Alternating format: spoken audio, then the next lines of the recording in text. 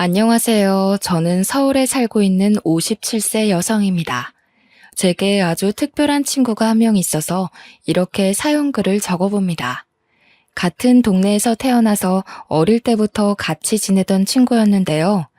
25년이 넘게 지났지만 그녀를 제 머릿속에서 지울 수 없는 이유는 친해서가 아닙니다. 지금 그녀의 얼굴을 떠올려도 이가 갈릴 정도로 앙숙지간이기 때문이죠. 그 친구 때문에 저뿐만 아니라 제 딸까지 모진 고생을 해야만 했습니다. 왜 그 친구가 저를 괴롭힌 이유는 어이없게도 제게 열등감을 느꼈기 때문입니다. 그녀가 가졌던 열등감은 시간이 지나면서 도가 지나쳐서 넘어서는 안 되는 선을 넘고 말았습니다. 그리고 생각지도 못한 처참한 결과를 불러왔죠. 저는 강원도의 산골 마을에서 가난한 농부의 딸로 태어났습니다. 제가 살았던 동네는 워낙 작아서 동네 사람들 모두 한 가족처럼 지냈습니다. 김장철이 되면 다 같이 모여서 김장을 했고 누군가 세상을 떠나서 상을 당하면 모두들 자기 일처럼 돈을 내서 장례를 치르기도 했습니다. 아이들도 마찬가지였어요. 또래가 몇 명 되지 않아서 저희들은 친형제처럼 지냈습니다. 아무 집에나 가도 밥을 줬고 학교를 다니면서부터는 같이 숙제를 하다가 밤이 늦으면 스스럼 없이 친구의 집에서 자기도 했어요. 하지만 딱 한 집만이 그렇게 지내지 않았습니다. 순자와 저는 동갑이었는데 저처럼 평판이 좋지는 않았습니다. 그 집은 동네 사람들 사이에서 원성이 자자했거든요. 축협이 고위 간부였던 순자의 아버지는 알부자로 소문이 나 있었습니다. 원래 시골 마을에서는 농협이나 축협 간부가 군수 이상으로 대접받았지만 그렇다고 엄청난 돈을 받는 것도 아니었습니다.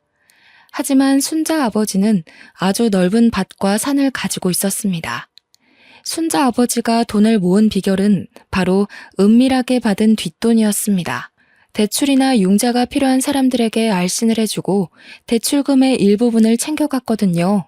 그리고 윗선에도 상납을 하면서 입마금을 했습니다. 게다가 권력이 있는 사람한테는 비굴하게 손바닥을 비볐고 자기보다 아래인 약한 자에게는 거들먹거리는 위선적인 인간이었습니다. 순잔의 엄마는 동네 사람들을 대상으로 사채까지 돌리고 있었죠. 저희 동네뿐만 아니라 근처 이웃 동네에도 엄청나게 높은 이자를 받는다는 소문이 파다했을 정도입니다. 평상시에는 모두들 순자네를 손가락질했지만 정작 돈이 급할 때는 별 수 없이 순자 엄마를 찾아갔습니다. 저희 동네에는 신용 문제가 있는 사람이 꽤 있었거든요. 하지만 돈을 제때 갚지 못하면 큰 봉변을 당할 각오를 해야만 했습니다. 제가 큰 소동을 본 날에도 순자네 엄마가 난리를 피우고 있었습니다. 아니, 김씨, 돈을 빌려갈 때는 굽신거리더니 왜 돈을 안 갚는 거야? 화장실 갈 때하고 나올 때 다르다더니 이래도 되는 거야? 순자네도 알겠지만 올해 과수원 사과 농사를 완전 망쳐버렸어. 여유가 되면 갚을 테니까 조금만 기다려줘. 무슨 말 같지도 않은 소리를 하는 거야? 누군 땅 파서 장사하는 줄 알아? 다음 달까지 원금의 이자까지 못 갚으면 과수원 압류해버릴 테니 그렇게 알아. 이웃 마을에서 과수원을 하고 있는 집 아주머니가 암에 걸려서 수술을 받아야 하는데 돈이 모자라서 순자네 엄마한테 사채를 빌렸다고 하더라고요. 그런데 한 번으로 끝날 줄 알았던 수술이 두 번을 더 받아야 했고 항암 기간도 계속 연장되어서 돈이 계속 부족했다고 합니다. 그래서 순자 엄마에게 여러 차례 돈을 빌렸는데 1년 만에 이자가 눈덩이처럼 불어나서 감당하기 힘들어졌다고 해요. 과수원 아저씨는 그래도 이웃 동네에 사는데 설마 압류까지 할까라고 생각했는데 순자 엄마는 정말로 기한을 넘겨버리자 바로 과수원을 압류해버렸어요. 그래서 과수원 아저씨가 저희 동네까지 찾아와서 물건을 집어던지기 시작했죠. 순자네가 어떻게 나한테 이럴 수가 있어. 과수원을 빼앗아가면 나보고 죽으라는 소리야? 죽든 살든 그건 내 할 바가 아니고 나는 법대로 할 테니까 알아서 해. 아저씨가 화를 내다가 제발 살려달라고 빌었지만 순자 엄마는 결국 과수원을 빼앗아 버렸어요. 결국 아저씨는 모든 걸 잃고 거지꼴이 되어서 마을을 떠나야만 했죠. 그 정도로 돈에 관해서는 인정사정 봐주지 않는 악독한 사람이 순자네 엄마였어요. 순자네는 이런 식으로 돈을 갈퀴로 모아서 풍족했지만 동네에서는 놀부집으로 통할 정도로 동네 사람들에게 악평이 자자했어요. 순자는 그런 엄마의 더러운 성격을 그대로 물려받았는지 친구들에게 갑질을 해댔습니다. 어느 날은 고급 학용품으로 친구를 몸종처럼 부리려고 하더라고요. 야, 너희들 이리 와봐. 이 크레파스 보여? 엄청 좋아 보이지? 이거 미국에서 사온 거야. 내일부터 일주일 동안 내 가방 들어주는 사람은 이 크레파스 줄게. 순자는 친구들에게 자기가 가진 고급 학용품으로 친구들을 꼬셨습니다. 저희들은 순자를 피했지만 귀한 과자나 장난감의 유혹은 거부하기 힘들었어요. 몇몇 친구들은 순자가 주는 물건을 가지려고 몸종 노릇을 자청했는데 저는 순자가 아무리 좋은 물건으로 유혹해도 넘어가지 않았어요. 그래서인지 순자가 유독 저만 보면 몸종 제안을 하더라고요. 경미야, 내 가방 들어주면 1,000원 줄게. 오늘 가방은 하나도 안 무거워. 한번 들어봐. 야, 내가 그까지 돈 때문에 네 몸종 노릇까지 할 것 같니? 10,000원을 줘도 안 해. 집이 부자라고 사람 우습게 보지 마. 저는 코웃음을 치면서 순자의 요구를 거절해버렸더니 순자의 얼굴이 벌겋게 달아올랐어요. 그 길로 다른 친구들도 저를 따라 순자를 무시하기 시작했습니다. 안 그래도 인기 없는 순자가 왕따를 당한 데에는 이유가 다 있었습니다. 순자가 잘난 척하고 친구들을 무시하는 데다가 정말 못생겼거든요. 눈이 작고 못생겨서 단추구멍이라는 별명을 가지고 있었습니다. 거기에 더해서 들창코에 주걱턱까지 가지고 있어서 여자인 제가 봐도 정말이지 못생긴 애였어요. 하지만 저는 어릴 때부터 예쁘다는 소리를 수없이 들으면서 자랐습니다. 초등학교 고학년이 되자 이목구비가 더 또렷해졌고 미스 코리아감이란 말까지 듣게 되었죠. 저희 엄마도 저만 보면 순자 이야기를 꺼내며 한숨을 내쉬었습니다. 아휴, 네가 순자네처럼 돈 있는 부모만 만났어도 미스 코리아는 그냥 되는 건데 돈이 웬수지. TV에 나온 아역 배우보다 우리 딸이 더 예쁘더라. 저희 엄마만 제 외모 칭찬을 하는 것이 아니었습니다. 주위에서 예쁜 딸을 둬서 좋겠다는 말을 들을 때마다 엄마가 엄청 좋아하셨거든요. 한편으로는 제 미모를 그냥 썩혀야 하는 걸 안타까워 하셨어요. 남학생들 사이에서 제 인기는 하늘을 찔렀고 반면에 순자는 남학생들 사이에서는 비웃음거리가 되어가고 있었습니다. 야, 단추구멍 지나간다. 단추구멍이 오늘도 1,000원 줄 테니까 뭐 사오라고 했다며? 사람이 어떻게 저 모양으로 생길 수가 있냐? 인성이라도 좋던가. 이거 못생긴 정도가 아니라 괴물이야, 괴물. 남자애들은 순자가 드는 앞에서 대놓고 헐뜯기 시작했어요. 순자는 그때마다 남자들에게 인기가 많아지고 있는 제게 심한 외모 컴플렉스를 느끼고 있었더라고요. 순자의 외모 컴플렉스는 중학생이 된 다음에 더 심해졌어요. 학교 축제날이 다가오자 사회자로 제가 뽑히니까 순자가 또 저를 불러세웠죠. 방과 후에 저를 분식집으로 데리고 가서는 맛있는 음식을 사주면서 이렇게 말하였습니다. 경미야, 오늘은 내가 쏠게. 먹고 싶은 거 마음대로 먹어. 네가 웬일이야? 나한테 부탁할 거리라도 있어? 사실 이번에 축제 사회자 말이야. 나한테 넘겨주면 안 될까? 순자는 전교생 앞에서 축제 행사를 진행하는 사회를 보고 싶다고 하더라고요. 그래서 사회자로 뽑힌 제게 선생님께 가서 순자를 추천해달라고 말하는 것이었습니다. 뭐? 내가 왜 널 추천해야 하는데? 내가 안 하겠다고 하면 그 자리가 너한테 간다는 보장이라도 있어? 추천한다고 해도 선생님이 안 된다고 할 수도 있어. 응, 있어. 아버지가 이미 교장 선생님께 말해놨다고 했거든. 역시 순자는 믿는 구석이 있어서 저한테 말해달라는 것이었습니다. 그래야 편법을 쓴 티도 안 나고 애들한테 인기를 얻을 테니까요. 저는 그 꼴이 보기 싫어서 단호하게 거절하였습니다. 내가 왜 그래야 하는데? 미안하지만 순자야, 그건 안 되겠어. 나도 축제사회 꼭 해보고 싶었거든. 미안해. 먼저 일어나 볼게. 제가 먼저 자리에서 일어나니까 순자가 저를 노려보며 소리를 지르더라고요. 자기 멋대로 안 되니까 또 성질을 부리며 쌍욕을 내뱉고 있었습니다. 야, 넌 얼굴도 예쁘고 인기도 많잖아. 사회자 정도는 나한테 양보해줄 수 있는 거 아니야?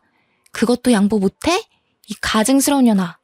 이래놓고 애들 앞에서 착한 척 할 거지? 뭐? 가증스러운 년? 너 말 다 했어? 나 애들한테 다 이럴 거야. 너 이런 식으로 하면 애들한테 미움만 받아. 정신 차리고 똑바로 살라고. 제가 지지 않고 똑같이 소리치니까 순자가 욕을 하면서 제 머리채를 잡고 흔들었어요. 저는 갑작스러운 순자의 행동에 놀라 속수무책으로 당하고만 있었죠.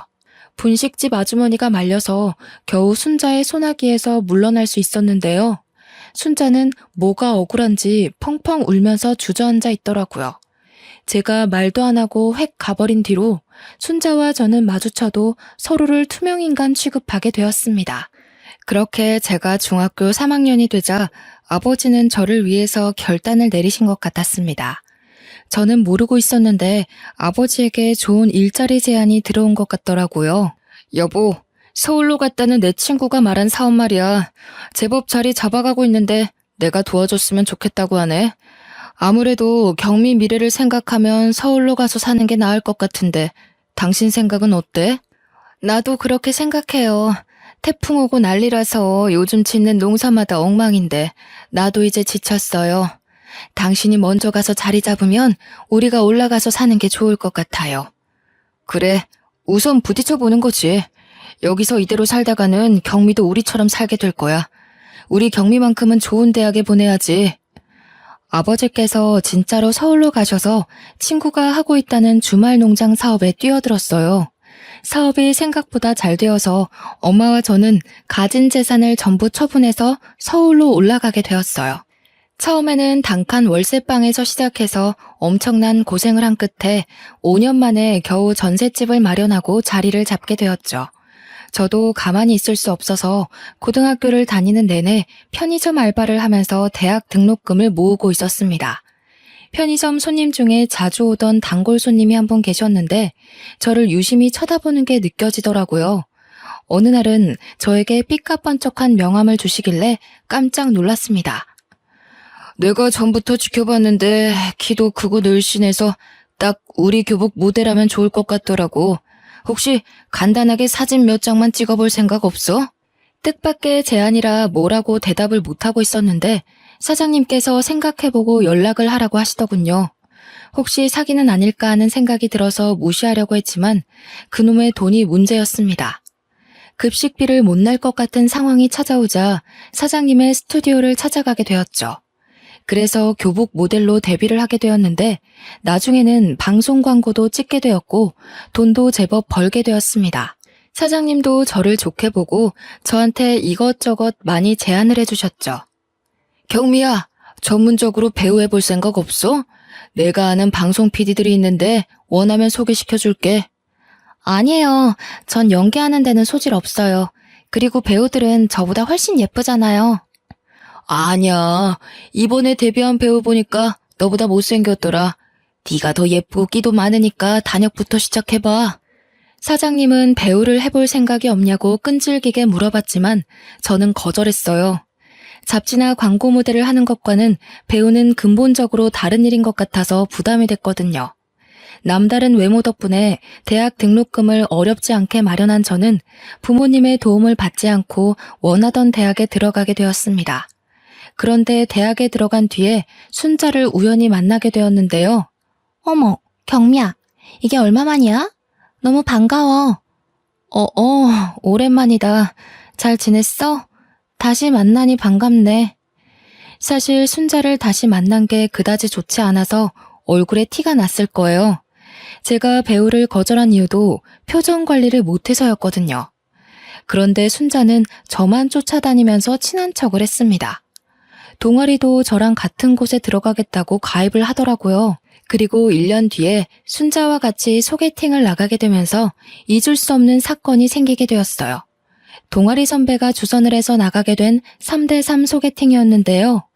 원래 순자는 빼고 하려고 했는데 순자가 제가 나가는 걸 어떻게 알았는지 소개팅 주선자인 선배에게 자기도 끼워달라고 애원한 것 같았습니다. 입장이 난처해진 선배가 순자도 끼워주라고 하길래 알겠다고 했죠. 근데 그게 문제였어요. 차라리 4대3은 좀 그렇다고 거절할 걸 그랬나 봐요. 순자와 짝이 된 남학생이 갑자기 자리에서 일어나더니 그냥 가겠다고 한 겁니다. 다른 학생들이 왜 그러냐고 붙잡으니까 남학생이 순자를 쳐다보며 폭언을 내뱉었습니다. 선배가 말하던 거랑 다르잖아. 다른 여자애들은 다 예쁜데 난 이게 뭐야? 난 저런 애랑은 절대 파트너 못해. 원래 오려고 한 애 아니었는데 왜 껴서는? 그 남학생을 마음에 들어했던 순자는 놀라서 얼굴이 굳어버렸더라고요. 저희들은 어떻게든 남학생을 다시 앉혀보려고 했지만 소용이 없었어요. 남학생이 떠나버리자 소개팅 자리는 순식간에 찬바람이 불었고 다른 남학생들도 자리를 파토내자고 했어요. 순자는 남학생이 다 떠나고 나서야 서럽다며 눈물을 흘리고 말았습니다. 그래도 제가 고향 친구로 알려져 있으니 제가 나서서 순자를 위로해 주었죠. 하지만 다른 친구들은 순자 때문에 소개팅을 망쳤다고 뒷담을 해댔습니다. 순자를 보내자고 무언의 압박을 주고 순자가 집으로 가버리니까 그제야 애들이 순자에 대해 이리저리 평가를 해대기 시작했습니다. 아, 드디어 갔네. 쟤는 왜 저렇게 눈치가 없어? 얼굴이 못생기면 눈치라도 빠르던가. 이름도 촌스럽고 말투도 되게 건방지고. 아, 재수없더라. 맞아. 우리 말 싹 다 무시하고 남자애들한테 친한 척 팔짱 끼고 끼 부리는 거 봤어? 앞으로 쟤하고는 어울리지 말자. 우리까지 이상하다는 소리 듣겠어. 에이, 그 정도는 아니다. 순자가 원래 그런 애는 아니야. 안 친해서 그런 거지. 니네들이 오해하는 거라니까. 저도 순자를 좋아하지 않았지만 대놓고 이리 뒷담을 하는 것 아니었죠. 제가 은근슬쩍 순자 편을 들고 순자를 조금은 걱정했습니다. 미운 정도 정이었죠. 타지에 가니 같은 고향 친구가 생각보다 크게 느껴지더라고요. 다음날 만날 순자 안색을 살펴보려고 학교에 갔는데 순자는 학교에 나오지 않았습니다. 다른 친구들에게 순자를 봤냐고 물어봤지만 모두 다 모른다고만 답하였는데요. 몇 달 후 여름방학이 끝난 다음에 순자가 모습을 드러냈습니다. 도저히 같은 사람이라고는 믿을 수 없을 정도로 성형을 하고 왔더군요. 눈은 순정 만화 속 여자 주인공처럼 커졌고 들창코는 오똑하게 변해 있었습니다. 주걱턱은 온데간데 없이 사라지고 갸름하고 둥근 얼굴로 변해 있었죠. 여자애들끼리 돈을 얼마나 쏟아부은 거냐고 수군거릴 정도였으니 순자가 등장하자마자 남자들의 시선을 사로잡은 건 당연한 일이었습니다. 그런데 순자는 제게 가지고 있던 열등감을 풀기 위해서 어이없는 짓을 저질렀습니다. 저는 순자가 사라진 사이에 같은 과 선배랑 연애를 하고 있었거든요. 그런데 순자가 저랑 사귀고 있는 선배에게 접근한 것이었습니다. 저는 선배가 순자를 가까이 하는 게 걱정됐지만 선배는 순자를 그냥 친한 후배라고 말하며 제 걱정을 덜어주었어요. 전 선배를 믿고 순자와 친하게 지내게 두었죠. 그런데 어느 날 친하게 지내는 동기가 와서는 저에게 충격적인 말을 건네주더라고요. 경미야, 너 아직 정우 선배랑 사귀고 있는 거 맞지? 순자 말이야. 교양 수업 들을 때 보니까 매일 정우 선배랑 딱 붙어서 앉아있더라? 아무래도 수상해. 둘이 뭐 있는 거 아니야? 에이, 설마. 너무 그러지 마. 친한 사이라서 그래 보일 거야. 선배가 아무 사이 아니라고 했으니까 그냥 나는 선배 믿어. 제가 괜찮다고 말해도 만나는 동기들마다 순자와 선배가 유난히 친한 것 같다는 말을 남겼습니다. 그래도 순자가 고백받는 모습을 한두 번 봤으니까요. 좋다고 따라다니는 남자들이 줄을 서는 판인데 제가 사귀고 있는 남자친구를 넘볼 이유가 없다고 생각했어요. 그런데 학교 축제 때 충격적인 장면을 목격하고 말았어요. 축제가 시작되자 캠퍼스 안에서 주점이 열렸거든요. 선배랑 친한 과 주점에 가서 술을 마시기로 했는데 선배랑 연락이 안 돼서 걱정을 하고 있었어요. 그런데 동기가 숨을 헐떡대면서 저를 찾아오더니 얼른 땡땡과 주점으로 가보라고 하는 거 있죠? 경미야, 정우 선배 지금 순자랑 같이 주점에 있어. 내가 보니까 엄청 취한 것 같아. 누가? 선배가? 선배가 순자랑 있다고? 지금 이럴 때가 아니야. 분위기 이상하니까 얼른 가보라고. 저는 동기 등살에 못 이겨 선배가 있다는 주점으로 달려갔습니다. 그런데 선배가 술에 취해 순자를 끌어안고 키스를 하고 있더라고요. 그걸 지켜보던 사람들은 환호성을 지르고 있어서 머릿속이 새하얘지고 말았습니다. 여러분 모두 박수와 환호성, 이벤트 당첨입니다. 새로운 커플과 탄생을 축하해주세요. 주점에서 베스트 커플을 뽑는 이벤트를 했던 것 같습니다. 선배가 정신을 못 차리고 순자를 계속 붙들고 있길래 그 모습을 보고 뚜껑이 확 열리면서 이성을 잃고 말았습니다. 야, 김순자, 너 지금 뭐 하고 있는 거야? 지금 당장 나와. 이거나, 왜 이래? 제가 순자의 머리채를 잡고 주점 밖으로 끌고 나왔는데요. 선배가 바닥을 기어다니며 순자를 찾고 있길래 어떻게 선배를 구워 삶았나 분노가 치밀어 올랐습니다. 너 선배한테 무슨 짓 했어? 뭘 얼마나 먹였길래 선배가 저리 됐냐고. 그리고 너 머리가 어떻게 됐니? 어떻게 내 남자친구를 건드려? 선배한테 침이라도 발라줬어? 그리고 선배가 먼저 나한테 접근했어. 몰래 만나자고 했다고. 그러니까 이참에 헤어져. 우리 사이 방해하지 말고 꺼지라고. 뭐? 이게 미쳤나? 너 학교 생활 어떻게 하려고 그래? 네가 선배 꼬시고 다니는 거 학교에 소문 다 났어. 그 소문 네가 낸 거 아니야? 내가 예뻐져서 질투하는 거잖아. 제가 정신 차리라고 하는데도 순자는 오히려 큰 소리를 쳐서 그날 순자와 싸웠다는 소문이 과 전체에 났습니다. 끝까지 선배를 감싸면서 소문을 해명하고 다녔는데 몇 달 뒤에 선배가 헤어지자고 하더라고요. 경미야, 우리 헤어지자. 미안해. 순자가 임신을 했다고 해서 나도 어쩔 수가 없었어. 저는 그 말을 듣고 정신이 아득해지면서 몸이 휘청거리고 말았습니다. 선배는 저를 생각해서 거리를 두려고 했는데 순자가 끈질기게 달라붙는 바람에 같이 술을 먹었다고 하는데요. 그날도 선배가 술에 취하는 바람에 기억이 하나도 나지 않았는데 순자가 갑자기 책임지라는 말을 했다고 합니다. 순자 말로는 선배가 술에 취해 순자에게 그 짓을 저질렀다고 하죠. 그래서 어쩔 수 없이 순자의 부탁을 들어주게 되었다며 제 눈을 피해서 몇 달 동안 동거를 한 사실을 털어놓았습니다. 그래서 저는 바로 순자를 찾아갔습니다. 순자야, 나 선배한테 다 들었어. 이게 지금 무슨 짓이야? 다른 남자애들한테 고백도 받았잖아. 왜 우리 선배인데? 어? 말 좀 해봐. 내가 네 남친 꼬시면 안 되니? 이제 신경 쓰지 마. 우린 곧 결혼할 거거든. 뭐? 인연이 진짜 미쳐도 더럽게 미쳤나. 내가 너 결혼하게 그냥 둘 줄 알아? 순자가 뻔뻔하게 나오자 저도 모르게 화가 나서 순자의 머리채를 잡고 흔들다가 밀쳐버렸습니다. 넘어진 순자는 앙칼진 표정으로 저를 노려보면서 일어나려다가 배를 움켜쥐면서 다시 쓰러지고 말았습니다. 순자 다리 쪽을 살펴보니 하혈을 하고 있더라고요. 깜짝 놀란 저는 구급차를 불러서 순자를 병원으로 옮겼습니다. 진찰을 한 의사는 다행히 태아는 무사하다고 했는데요. 덕분에 저희 부모님도 순자의 임신을 알게 되었죠. 응급실까지 찾아와서는 저를 이렇게 위로하셨습니다.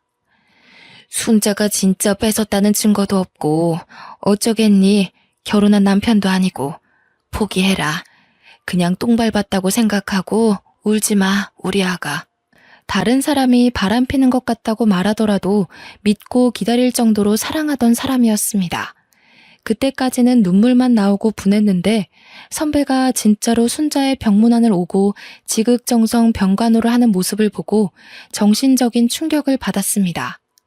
선배랑 순자가 결혼한다는 소식을 소문으로만 듣고 한 달이 넘게 집 밖으로 나가지도 못하고 폐인처럼 누워만 있었죠. 그래도 만병통치약이라는 시간 덕분에 정신을 차릴 수 있었습니다. 이것으로 순자와 저의 악연은 끝이라고 생각하고 기운내서 열심히 살기로 마음을 먹었는데요. 선배를 만나지 않기 위해 한 학기만 휴학을 하고 다시 복학해 쭉 학교를 다니다가 졸업을 하고 직장을 다니게 되었습니다. 직장 생활을 하면서 은희라는 친한 여직원과 친하게 지내고 있었죠. 은희의 사촌 오빠는 잠실 야구장 근처에서 피자 가게를 하고 있었습니다. 프로야구 경기가 있어서 바쁜 날이면 은희에게 알바를 해달라고 부탁을 하곤 했는데요. 그때마다 은희가 꼭 저를 불러서 피자 가게 일을 같이 했습니다. 그러다 은희의 사촌 오빠랑 친해져서 프로야구 시즌 중에는 주말마다 가게로 가서 일손을 도와주었습니다. 일손을 도와줘서 고맙다며 밥이랑 술을 얻어먹다 보니 그냥 친한 사이가 아니라 남녀 관계로 변해가기 시작했습니다. 그런데 은희가 자기 사촌오빠랑 가까워지는 걸 걱정스러워 하더라고요. 경미야, 솔직히 말해봐. 우리 오빠랑 사귀지? 아니, 그건 아닌데 솔직히 말하면 남자처럼 느껴지긴 해. 너한테는 말 못했는데 너 몰래 만난 적이 몇 번 있었거든. 은희는 제가 자기 오빠를 좋아하고 있다는 걸 알자 뜻밖의 말을 꺼내놓았습니다. 나도 둘이 몰래 만나고 있는 거 알고 있었어. 그래서 너도 이제는 알아야 할 것 같아서 말하는데. 뭘 말하려고 이렇게 뜸을 들여? 설마 사촌 오빠한테 여친이라도 있는 거야?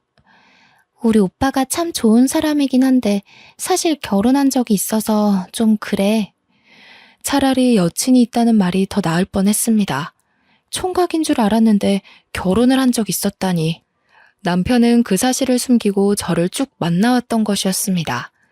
은희가 하는 말을 들어보니 사촌 오빠가 결혼하고 아내가 갑자기 심장 발작으로 세상을 떠났다고 하는데요. 다행히 딸린 애는 없어서 다행이었습니다. 남편을 너무 좋아해서 그랬던 걸까요?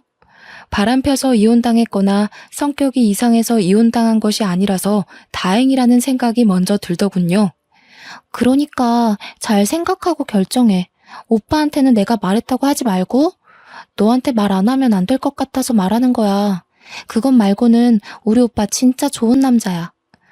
저는 은희에게 생각해보겠다고 말하고 하루 종일 고민해보았습니다. 하지만 아내가 갑자기 세상을 떠서 솔로가 된 것이고 애도 없으니 괜찮을 거라는 생각만 들었죠. 그래서 남편에게 연락해보니 남편이 은희에게 모든 걸 전해들은 모양이었습니다. 저한테 미리 말 못해서 미안하다고 하더군요. 은희한테 들었지? 내가 직접 말해야 하는데 계속 미뤄서 미안해. 막상 말하려고 하니까 입이 안 떨어져서. 그래서 너한테 좋아한다는 말도 못하고 있었어. 이젠 너랑 진지하게 만나보고 싶은데 어떻게 안 될까? 남편은 용기를 내서 제게 결혼을 전제로 만나보자고 했고 저는 이미 마음의 결정을 한 상태여서 기쁘게 받아들였습니다. 결혼 후에 저희 부부는 피자 가게를 운영하면서 딸을 낳고 남부럽지 않게 행복하게 살고 있었어요. 가게를 하면서 바쁘게 사는 사이에 딸이 고등학생이 되었고 그때부터 제게 고민이 하나 생겼죠. 딸은 저를 하나도 닮지 않아서 엄마인 제가 봐도 아주 못생겼습니다. 게다가 고등학생이 되면서 살이 조금씩 불어나더니 20살을 넘기자 몸무게 숫자가 3자리를 찍어버린 겁니다. 다이어트란 다이어트는 전부 해봤지만 소용없었어요. 단식 프로그램이나 살을 빼준다는 각종 프로그램에 참가했지만 그때뿐이었고 요요 현상으로 살이 더 찌는 상황이 찾아왔습니다. 저는 당연히 제 딸이니까 항상 사랑으로 보듬어주고 예쁘게 말하려고 노력했는데요. 그런데 순자가 제 딸을 볼 때마다 못생기고 뚱뚱하다며 비웃었어요. 고향 친구들을 만나려고 제가 예전에 살았던 시골로 내려갔을 때였어요. 친구들이 저를 만나자마자 몇 년 전에 순자가 고향 마을로 귀농을 했다고 말해주더라고요. 남편이 하던 사업이 망할 징조를 보이자 그냥 고향으로 돌아가서 친정 부모님이 가지고 있는 땅에 농사를 지으면서 살기로 했다는 겁니다. 그래서 한 번씩 고향에 내려가면 싫어도 순자와 다시 마주치게 되었죠. 이제 순자를 더 이상 마주칠 일은 없을 거라고 생각했는데 세상 일이란 게 마음대로 되는 게 없더군요. 그렇지만 순자를 피하려고 고향 친구들과의 인연을 끊을 수 없었어요. 고향 친구 어머니가 돌아가셔서 급하게 장례식장을 방문했는데 순자가 그 자리에서조차 저를 씹어댔어요. 딸은 엄마를 닮는다는데 네 딸은 왜 아직도 그 모양이니? 웬만하면 나처럼 성형 좀 시켜줘라. 넌 딸하고 같이 다니면서 부끄럽지도 않니? 우리 딸이 뭐 어때서? 나이 먹어갈수록 예뻐지기만 하구만. 왜 너는 나 볼 때마다 못 잡아먹어서 안달이니? 예뻐지긴 개뿔. 우연히 네 SNS 들어가 봤는데 너네 딸은 점점 못생겨지더라. 네가 낳은 딸이 맞기는 하는 거니? 저는 화가 났지만 상종하기 싫어서 무시해버렸는데요. 다른 자리도 아니고 친구 엄마 장례식 날인데 소란을 피우고 싶지 않았습니다. 그러다 며칠이 흐르고 순자가 웬일로 환갑잔치를 다 초대했더라고요. 저희 딸을 꼭 데리고 오라고 하길래 저도 생각이 있어서 딸을 데리고 고향으로 내려갔죠. 순자가 딸아이에게 모진 말을 할 걸 예상하고 간 것인데 생각보다 심한 말로 저와 딸의 마음에 염장을 질러댔습니다. 사회자가 환갑잔치 진행을 하고 있는데 순자가 갑자기 나서서 큰 소리로 떠들기 시작했거든요. 야, 실제로 보니까 네 딸 몸집이 푸짐해서 시집도 못 가겠다. 저런 딸은 도대체 어디다 쓰나 했는데 오늘 고사 지낼 때 돼지머리 대신 쓰면 되겠네. 돼지머리보다 네 딸 머리가 더 크니까 어여가서 상머리에 앉아라. 순자가 제 딸을 붙잡고 상이 있는 쪽으로 데려가니까 더 이상 참을 수 없더군요. 그래서 환갑잔치를 진행하고 있는 단상으로 올라가 진행자가 들고 있던 마이크를 빼앗았습니다. 뭐? 내 딸 머리가 더 크다고? 감히 남의 집 귀한 딸을 돼지머리에 비유해? 인연이 뚫린 입이라고 나오면 다 말인 줄 아나? 전부터 시비 거는 거 참았는데 너 죽고 나 죽자. 어디 한판 해보자고. 내가 뭐 틀린 말 했어? 네 딸이 뚱뚱한 게 내 탓이야? 네 딸이 못생긴 게 내 탓이냐고. 남의 딸 데려와 놓고 네 딸이라고 우기는 네가 잘못한 거지. 너 정신 나갔어? 내 딸이야. 내 딸이라고. 누가 남의 딸이래? 눈깔이 어디 잘못 달린 거 아니니? 그래, 오늘 눈깔 다시 달자. 내가 달아줄게. 지금까지 참던 분이 치밀어 올라 마이크를 집어던지고 순자에게 달려가 얼굴을 손가락으로 잡아뜯고 말았습니다. 덕분에 순자가 아프다고 소리를 지르며 한바탕 크게 싸우게 되었죠. 한순간에 엉망이 되어버렸습니다. 더 분한 건 딸이 순자에게 사과도 받지 못하고 마음의 상처를 입은 것이었는데요. 눈물을 꾹 참고 있던 딸이 집에 돌아오자마자 끝내 울음을 터뜨리고 말았습니다. 차라리 딸아이를 데리고 오지 말 걸 후회가 되더군요. 순자가 제 딸아이에게 뭐라 할수록 당당하게 딸아이를 데려오면서 자랑해야 한다고 생각했습니다. 외모만 빼면 정말 공부도 잘하고 성격도 좋고 싹싹한 아이였거든요. 어른들 사이에서 예쁨 받는 모습을 보여주고 싶었는데 욕심을 부린 제 탓이었습니다. 제가 딸아이에게 다 잊어버리라고 말하고 다시는 고향집에 안 데려가겠다고 했습니다.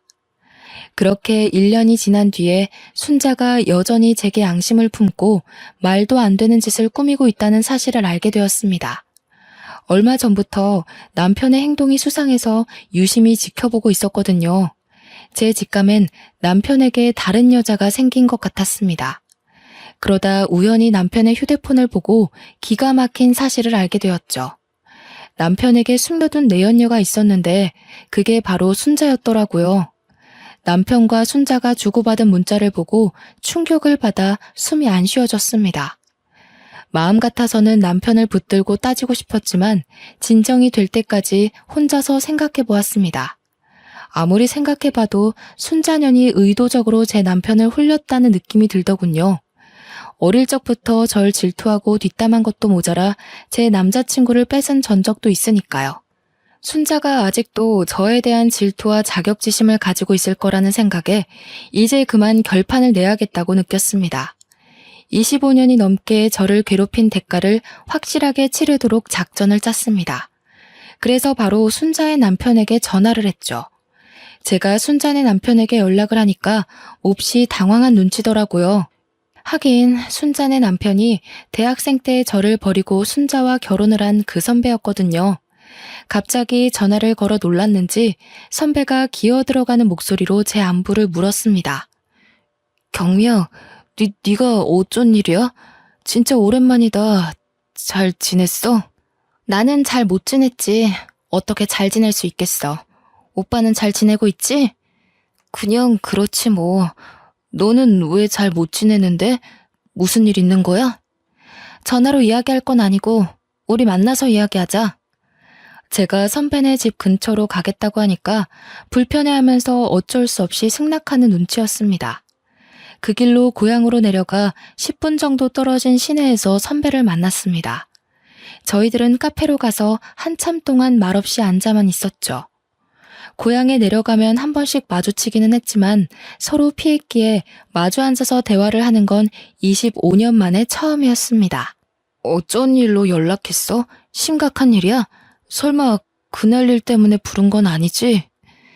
결국 선배가 침묵을 이기지 못하고 먼저 말을 꺼냈습니다. 그래서 저는 남편과 순자가 주고받은 문자를 보여주었죠. 문자 내역들을 본 선배의 눈이 커졌고 곧바로 얼굴이 굳어졌습니다. 다 읽었어? 순자가 선배 버리고 내 남편 만나고 있더라? 내 생각엔 순자는 선배 좋아해서 결혼한 거 아닌 것 같아. 선배는 순자한테 속아서 결혼한 거라고. 그녀는 나한테 복수하려고 선배를 이용한 것뿐이야. 선배는 25년 넘게 그녀한테 속고 있어. 그게 다 무슨 말이야? 나 너무 혼란스럽다.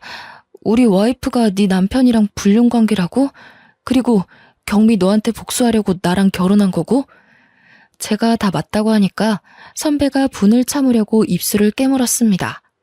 한참 동안 고개를 숙이고 아무 말도 못하고 있길래 진실을 말해줬으니 올바른 선택을 하라고 말해주었는데요. 제가 어떤 의도로 그런 말을 했는지 알아들었나 봅니다. 며칠 뒤에 고향 친구에게서 전화가 한 통 왔거든요. 경미야, 순자가 바람 피웠다가 남편한테 묵사발이 되도록 얻어 터졌대. 내가 집에 가서 순자 얼굴 보니까 진짜로 온몸이 피멍이 되어 있던데? 친구가 순자에게 무슨 일이 있었는지 자세하게 말해주었는데 제가 짐작했던 것과는 많이 다르지 않았습니다. 의도했던 대로 선배가 제 목까지 때려줬더라고요. 게다가 작은 동네라 부부싸움을 할 때 들렸던 육성도 사실인지 몰라도 자극적으로 퍼져갔습니다. 이런 쳐 죽이려나. 감히 나를 속이고 다른 남자랑 바람을 펴? 그것도 경미랑. 너 경미가 어떤 애인지 알고 있잖아. 나랑 만났던 애 남편을 만나? 너 경미가 아니라 나한테 복수하려고 이러는 거지? 나한테 악감정 있어? 말해봐. 도대체 무슨 목적으로 나한테 접근한 거냐고. 왜 아무 말도 못하는데? 어떻게 지금까지 나를 속일 수가 있었냐고, 이 나쁜 년아. 순자는 겁에 질려 아무 말도 못한 것 같다고 하던데요. 동네 어르신들은 순자가 불쌍하다고 동정하기도 했지만 처음부터 저에 대한 질투심으로 선배를 유혹해서 여러 번 잠자리를 했다는 사실이 들통나 동네 어르신들에게조차 미움을 받고 있었습니다. 게다가 선배와 잠자리를 할 때 피임을 소홀히 하며 일부러 임신까지 했고 그걸 빌미로 결혼을 요구했다고 하더라고요.